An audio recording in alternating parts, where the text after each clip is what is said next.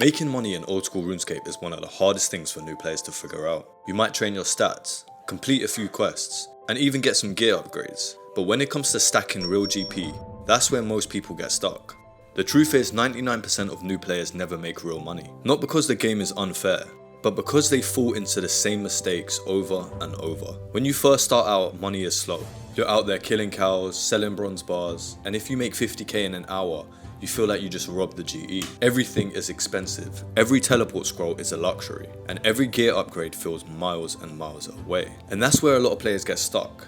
They think, if I can't make good money now, how will I ever be able to afford a whip, or barrows gear, or a bond? But here's the thing OSRS doesn't tell you. The game snowballs hard. The more you progress your account, your skills, your quests, your gear, the more doors open up. And that's the paradox of RuneScape. The game is stingiest with GP when you need it the most, and incredibly generous once you've proven yourself. Progress is the multiplier. The more you unlock, the more you earn. And the more you earn, the faster you unlock even more. So if you're stuck at the early game right now and grinding for your first few 100k and wondering how people have billions, don't quit. Build your account. Unlock everything you can. Because the longer you stick with it, the faster your GP will start to stack. It's not about getting rich early. It's about laying the foundation now, so money becomes effortless later. Almost every new player gets stuck in some outdated method. Killing cows for hides, chopping yews, mining coal, or fishing lobsters. These methods top out at like 50, 150k per hour. That's barely anything compared to what's out there. Meanwhile, early minigames like Winter Todd at 50 firemaking average 200 to 300k GP per hour. Plus supplies like herbs, seeds, and ores. Temporos at 35 fishing is similar. Steady GP, consistent rewards, and actual progression in fishing. Even early combat methods beat the classic grinds. Hill Giants in Edgeware Dungeon, 200k per hour, just in Big Bones and Limpwork routes, while also giving prayer XP. Stop grinding outdated skilling methods just because a 2007 guide told you to. It's 2025, research modern moneymakers that fit your current levels. Unlock Winter Todd, Temporos, Hill Giants, and you'll be doubling or tripling your GP per hour instantly. In the early game, I would highly suggest using your GP for quests, skilling, and things like stamina potions. It's super tempting to get the most expensive best in slot gear as soon as you can for your level, but there really isn't any need. Just get what's good enough to get by and use the rest of the GP to progress your account. The earlier you do this, the more you actually unlock better money makers. It seems counterproductive in the moment, but it's actually the best thing you can do for your account. All the better money makers start in the late mid to end game, unless you learn how to flip, but I'll be talking about that a bit more later. Quests are the hidden key to money in OSRS, but a lot of new players normally avoid them. Here are just a few examples. Recipe for Disaster unlocks Barrows gloves. These have been the best in-stock gloves for years. Lost City unlocks the Dragon Dagger and the Dragon Longsword. These are strong weapons that let you take on money-making bosses earlier. Animal Magnetism unlocks the Ava's device, saving millions of GP in ammunition, and it gives a range boost. Fairy Tales Part 2 unlocks the portals, the fairy rings, and these make travelling and money-making routes way faster. Garden of Tranquility unlocks extra farming patches, and most new players skip these. Meanwhile, they grind for weeks for the worst gear, higher costs, and longer travel times. Make a quest list focused on money unlocks.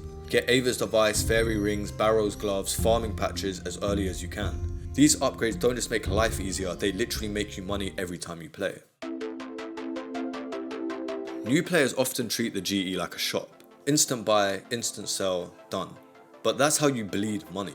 And while this is very normal for people to do, and even I do it sometimes when I just instantly want to buy or sell something, but say you grind for like 1,000 herbs. You either want to slow sell them to maximize profit, or you want to sell them to another player to avoid tax. The more expensive the stack of items, the more you'll get taxed. So that's why it's best to do one of these selling methods. Even at a basic level, learning to flip items like runes, ores, or potions can make 200 to 500k per hour. And this is with very little risk. For example, death runes and lore runes almost always have a margin. Some raw versus cooked food, bars versus ores, or even unfinished potions versus finished ones. The difference between selling instantly and waiting for the right price could be thousands of GP per item, and over time that's millions. There are so many overnights that you can slow buy low and sell high. Even if it takes hours to buy and sell, you'll be making profit every time. And this scales greatly. The more GP you have, the bigger the margin will be on the items you can buy. So next time you buy or sell something, place a margin check first. Start small with stackable items and reinvest your profits. You don't need to be a pro at flipping to make money. Just avoid instant selling everything. I can make a more extensive flipping video in the future. Let me know if that's something you would like to see. Slayer is hands down one of the best money makers for mid-level players, but it's often ignored early on. Killing random monsters for XP might get your combat stats up, but it makes almost no GP. Even at low Slayer levels, you can make a little bit of bank. Aberrant Spectres drop herbs worth 400 to 600k per hour, Blood Veils drop alkaballs and GP 300 to 400k per hour, Dust Devils with good stats can reach 1 mil per hour with rune drops, and there's so many more to mention. And then there's PVM. A lot of players are scared of bosses, but even early ones like Barrows can bring 500k to 1 mil per hour if you get lucky with RNG, while the Giant Mole averages 300 to 600k per hour, with mole claws and hides. Avoiding this content is what's keeping you broke. Train Slayer early and don't be afraid to attempt bosses, once your stats and quests allow you to, that is. Even if you die a few times learning, the long-term GP is definitely worth it. A sneaky trap that keeps players poor is bad spending habits. New players often waste money on things like constantly upgrading small gear pieces instead of saving for the big ones, spending on cosmetics or inefficient training. For example, someone might spend 200k on rune armor, then 100k on small upgrades, instead of saving up for a whip at 70 attack, an item that's been useful for years and makes every combat method faster. Real wealth in OSRS comes from investments, training things like construction for a player-owned home, farming for herbs or herbalore for potions. Those investments generate money back. Don't waste GP on small flashy upgrades.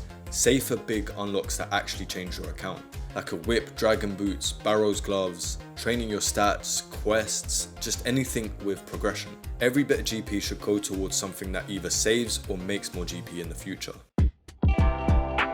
Skilling has a bad reputation as slow money, but a lot of skills are insanely profitable once you reach the right level. Take farming for example. Herb runs take minutes. Trees and fruit trees even make GP. For hunter you can do red chins at 63 hunter, and this brings in 600 to 800k per hour, and black chins bring 1 mil per hour. You can do rune crafting, double cosmics at 59, astrals at 82, or bloods at 77. You can smith cannonballs. These are AFK but steady money, like 200 to 300k per hour. The problem is a lot of these players quit these skills early because they're either slow or boring, never realizing they unlock some of the best mid-level money makers in the game. Train at least one profitable skill alongside combat.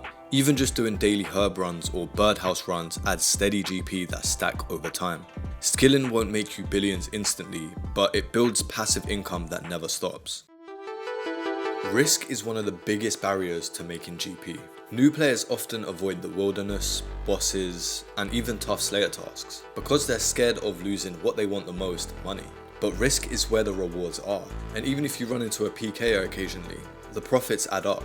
Learning bosses like Zora or Vorkath might mean dying at first, but once you master them, they're easily 2 to 3 mil per hour. If you avoid risk, you avoid some of the best money makers in the game. Simple. Accept that dying and losing GP is part of the learning process. Start with safer bosses like Barrows, and then push yourself into harder and higher risk content. The earlier you embrace this, the faster you'll build real wealth.